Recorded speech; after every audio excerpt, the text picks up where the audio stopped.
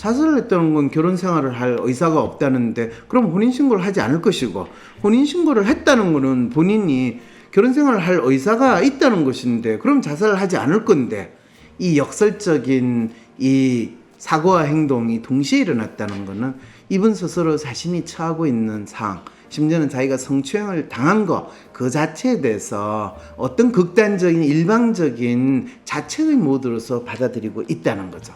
그놈들을 얼마든지 내가 결코 죽지 않고 살아서 응징하겠다라는 마음을 뚜렷이 만들지 못한 상담이 되어버렸다는 거죠. 더 중요한 건 아픈 경험이 얼마나 충격적이냐가 중요한 게 아니라 스스로 자기의 아픈 그 경험을 어떻게 해석하고 어떻게 수용하고 어떻게 받아들이고 주위에 있는 사람들이 그 아픈 마음에 대해서 어떻게 공감해 주느냐에 따라서 이상한 자책이나 자학과 같은 생각에서 벗어날 수 있도록 그 사람의 마음을 읽어줘야 되는데, 안타깝게도 상담을 하는 곳에서도 전혀 마음을 읽어주지 못하고, 또 이거는 사실 민간인이나 군인이나 관계없이, 또 남자나 여자나 관계없이 모든 사람들에게 정확하게 마음의 아픔, 마음의 충격이라는 것이 실제로 극단적인 행동으로 나타나는 건, 그거는 정신과 가서 약 먹어가지고 그냥 이 억누르고 몸을 기진맥진하게 만드는 거로 해결되지 않는다는 것부터 정확히 알아야 되는데,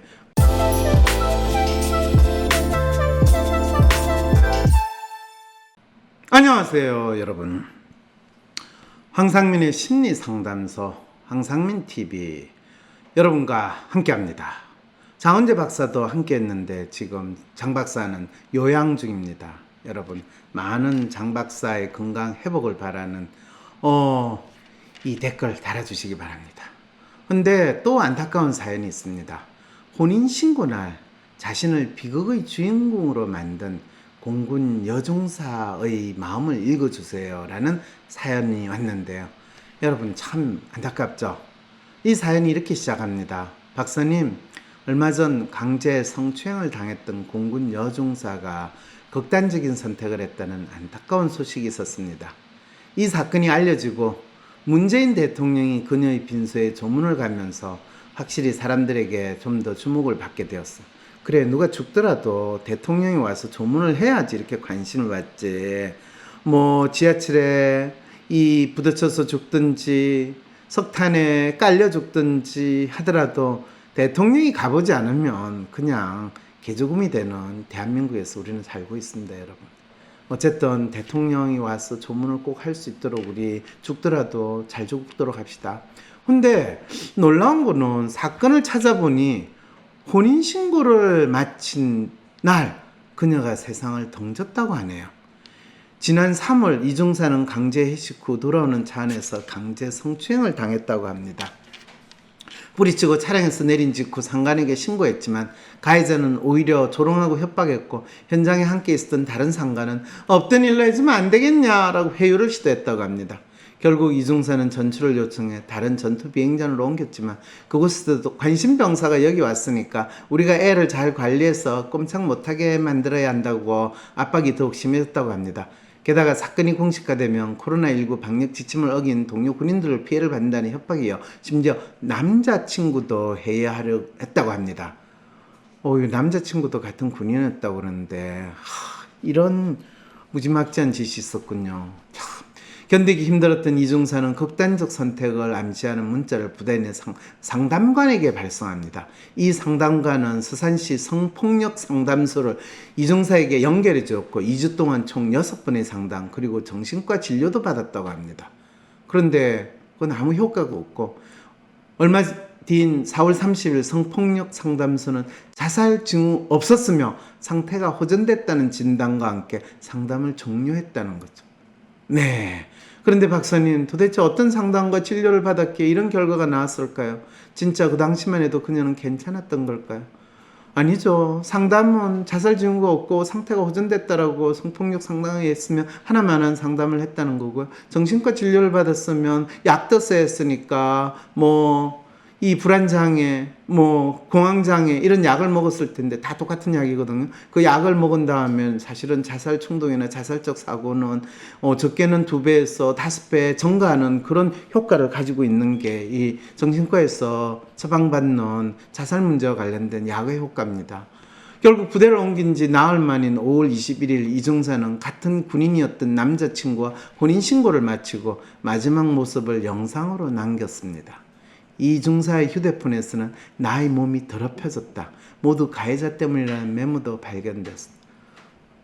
그러니까 이게 이 상담을 한 게 성추행을 당한 거를 자책하게 만들고 또 스스로 자학하는 마음 그리고 자해하는 상태를 가다가 극단적 상황, 극단적인 자해가 바로 자살이거든요. 스스로 자책하고 결국 자살로 이어지게 됐는데 도대체 왜 그녀는 자신의 성추행 사건을 견디지 못하고 자살이라는 방식으로 자신의 억울한 마음을 표현하게 되었을까요?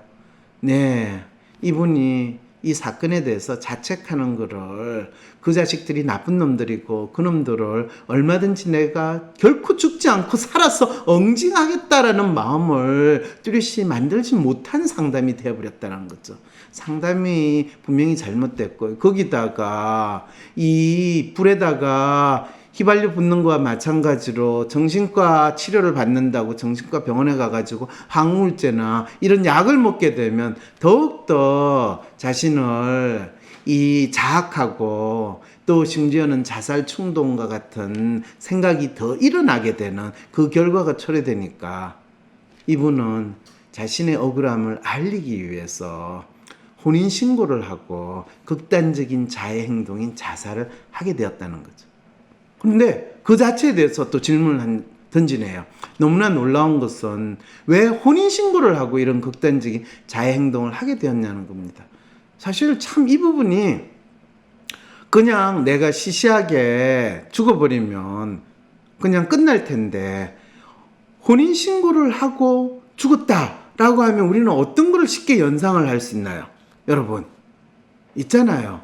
결혼을 앞두고 죽었다든지 결혼을 하고 얼마 안 돼서 죽었다 하면 영혼과 결혼하고 사랑과 영혼이 되고 영혼이 나타나가지고 남겨진 자기 배우자를 또 하거나 아니면 본인의 한을 내가 귀신이 되었으라도 너희들을 내가 원을 풀리라 라는 인상을 남기게 하려면 이 혼인신고를 하는 게 필요하다라고 이분이 생각해서도 모른다는 거죠. 그러다 보니까 문재인 대통령 역시 가슴이 아프다며 엄정한 처리를 지시했습니다. 열심히 수사하고 엄정하게 처리하러 가는데 이것이 진정 죽은 아들 몸 만지기 같은 상황 아닌가요? 네, 같은 상황이에요. 그래서 박사님께서 그녀의 마음이 무엇인지 사건을 들여다보고 그녀가 느낀 마음의 아픔이 무엇인지 자세히 알려주시면 좋겠습니다. 혼인신고를 하면서 자살을 했다는 것은 스스로 결혼 생활을 할 의사가 없었다는 뜻인데 어떻게 이런 마음이 가능할까요? 그렇죠. 자살을 했다는 건 결혼 생활을 할 의사가 없다는데 그럼 혼인신고를 하지 않을 것이고 혼인신고를 했다는 거는 본인이 결혼 생활을 할 의사가 있다는 것인데 그럼 자살을 하지 않을 건데 이 역설적인 이 사고와 행동이 동시에 일어났다는 것은 이분 스스로 자신이 처하고 있는 상황, 심지어는 자기가 성추행을 당한 것 그 자체에 대해서 어떤 극단적인 일방적인 자책의 모드로서 받아들이고 있다는 거죠.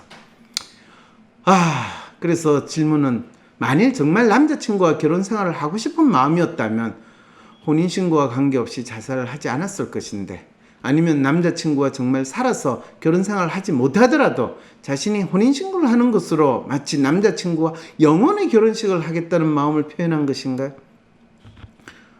그럼 남자친구는 앞으로 다른 누구랑 결혼을 할 수 있을까요?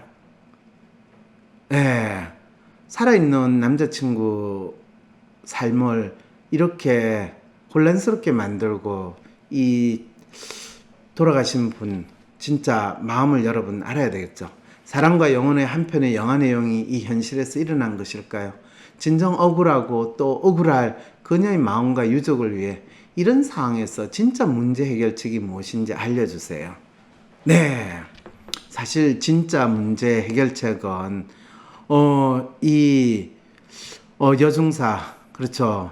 군에서 일어나는 성폭행 신고가 들어왔을 때 상관이 그거를 바로 여중사를 상담을 하고, 또 보통 우리가 미투 조치할 때 뭐 가해자와 피해자 격리하고, 또 그 상황에서 이 충분히 이 피해자라고 하는 사람들의 마음의 아픔을 확인하는 분이 있어야 되는데, 심리원은 심리 상담을 했다는 거는 이 사람 마음이 아프니까 마음 문제만 살펴봐야지, 이 사람이 진짜 어떤 이 아픈 경험을 했고, 그거를 더 중요한 건 아픈 경험이 얼마나 충격적이냐가 중요한 게 아니라 스스로 자기의 아픈 그 경험을 어떻게 해석하고 어떻게 수용하고 어떻게 받아들이고 주위에 있는 사람들이 그 아픈 마음에 대해서 어떻게 공감해 주느냐에 따라서, 그것을 내가 뭔가 평소에 행실을 잘못해서 그래, 내가 너무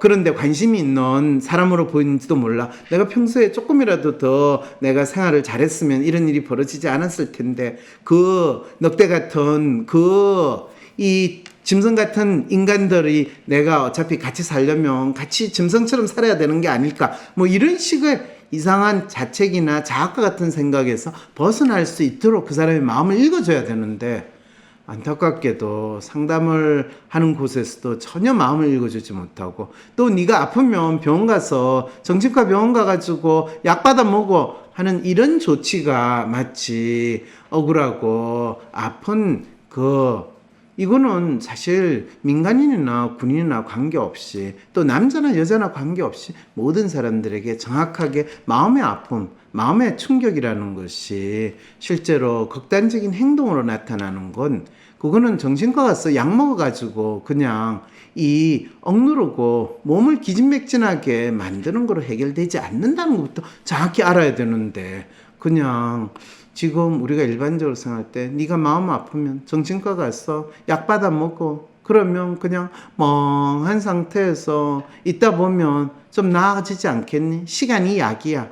이 정도 수준으로 마음의 아픔을 다루고 있는, 그게 지금 이 상황에서 진짜 문제라고 할 수 있다는 거죠. 그래서 이것이 성폭행의 문제든, 또는 학교에서 이 학생들 사이에 학교 폭력의 문제든, 또는 사회에서 일어나는 억울함의 문제든, 이번에 어떤 정당에 적어도 3선 4선 되는 원로 정치인 입장에서는 새파란 어린애한테 자기가 떨어졌다는 거, 이것도 얼마나 억울하고 얼마나 한스럽겠어요. 말이 좋아서 그 상황을 자기가 겸허히 받아들이겠다 이야기하지만은, 어쩌다가 내가 얄미운 사람으로, 미운 사람으로 지켜나갔을까? 내처럼 이렇게 미모고 이렇게 잘난 사람이 어떻게 이랬을까? 이분도 얼마나 마음이 아프고 속이 쓰리겠어요. 이런 분한테 정신과 가서 약 드세요, 상담 받으세요, 이러면 거의 이분 극단적인 자해 행동을 이분한테 할까요, 안 할까요? 네. 어떻게 될지는 모르겠네요. 어쨌든 간에 우리가 어떤 아픈 상황이 있든지 간에 진짜 문제가 뭔지에 대해서 잘 알 필요가 있다는 거. 이 혼인신고날 자신을 비극의 주인공으로 만든 공군 여중사의 아픈 마음에서 더욱더 다시 확인할 수 있게 되네요. 대한민국 대표 심리상담가 황상민. 누구나 쉽게 자신의 마음정신 건강을 확인할 수 있도록 직접 대면하지 않아도 언제 어디서든 인생 상담을 받을 수 있게 온라인 상담을 진행하고, 단순히 들어주는 상담에서 그치는 것이 아니라 고민의 근본적인 원인을 파악하여 내담자가 원하는 삶을 향해 나아갈 수 있도록 내면의 힘을 키울 수 있는 해결책을 제시합니다. 마음 정신 건강 주치의 황상민 박사님께 온 오프라인 심리 상담을 받아보세요. 한 사람에게 딱 맞는 고민 해결책과 건강한 마음과 정신을 회복하는 심리 처방전을 제공합니다. 영어로도 상담이 가능하니 언어의 장벽을 넘어 누구나 상담소의 문을 두드려 보세요. 상담 신청 문의는 위즈덤 센터. 위즈덤 센터가 삶을 고민하는 많은 분들에게 사회적 기업 활동으로 무료 상담을 받을 수 있는 프로그램을 만들었습니다. 상담 비용이 부담스러우신 분, 자신의 고민이나 아픔의 정체가 무엇인지 알지 못해 상담을 주저하셨던 분을 위해 상담 기회를 제공합니다. 상담을 통해 자신의 마음을 확인하고 자신의 문제에 대한 통찰을 경험할 수 있을 것입니다.